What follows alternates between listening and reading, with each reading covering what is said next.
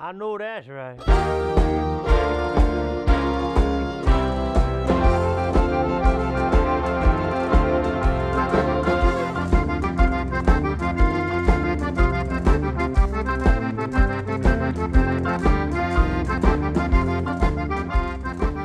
Mais comment ça va, Shad? Chef Harley Fano, better known as the Parrain.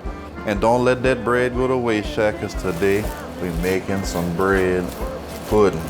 Now, I'm gonna show y'all what y'all need for this. All right, so the first thing y'all gonna need is some confectionate sugar, some chocolate syrup, some milk. That's straight from the cow.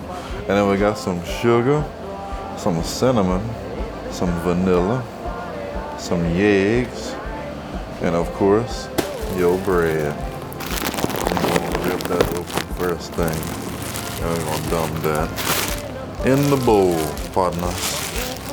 So the first thing that you're gonna do when you make a bread pudding is you're gonna need some bread. And usually you use some bread that's old and about to go bad so it don't waste. But that's some fresh bread right here. And I can't help but make me a peanut butter sandwich with one piece before we start making that. But while I'm doing this, I also want to tell you, it's way better if you use like some donuts from your local grocery store or something like that. You follow the same recipe and that's real good. So the first thing you're gonna do is break up your bread into little pieces. Because we're about to put an egg mixture all over that and squeeze it together. This is a real hands-on dish to cook.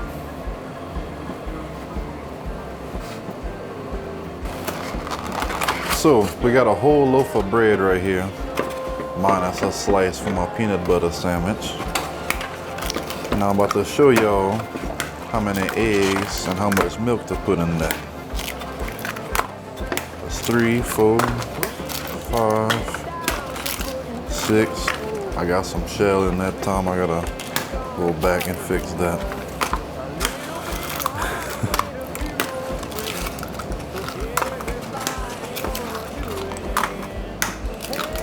So we're gonna put 11 eggs in there and make sure you don't have no more shells in there because that's pas bon. So after you crack your 11 eggs in there, what you're gonna do next is add you some vanilla.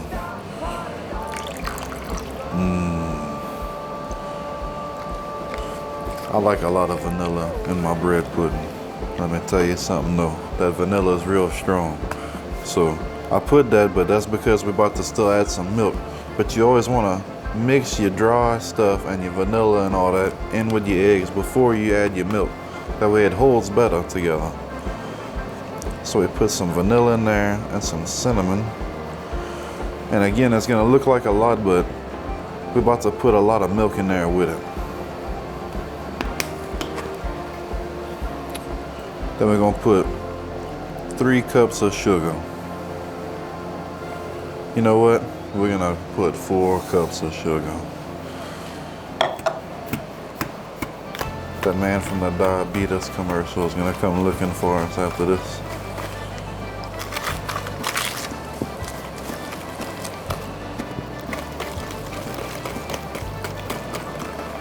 All right, so once you beat all that into your eggs, you're gonna go ahead and pour, let's say, 4 cups of milk.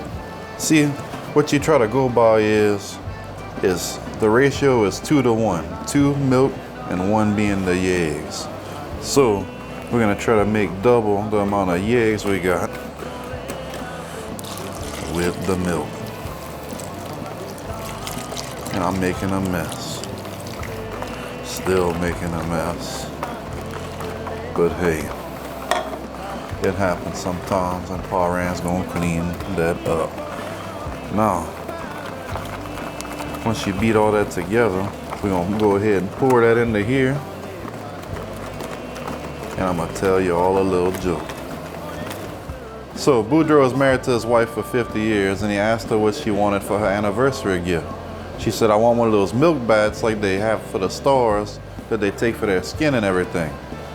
And he's like, okay. So the next day the milkman showed up and he asked the milkman, can you get us some milk for my wife to take a bath like the stars do for their skin and everything? He said, yeah. He said, you want it pasteurized or unpasteurized? He said, no, no, no. She just needs it past her ass. She could pass it in her eyes if she wants it. This is the worst part about making a bread pudding because it feels so nasty.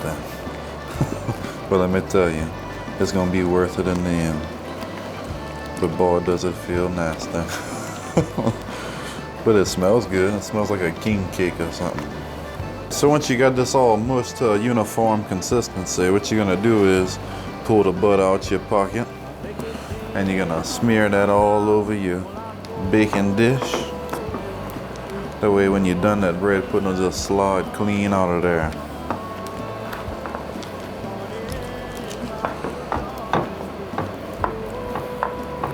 This is awkward.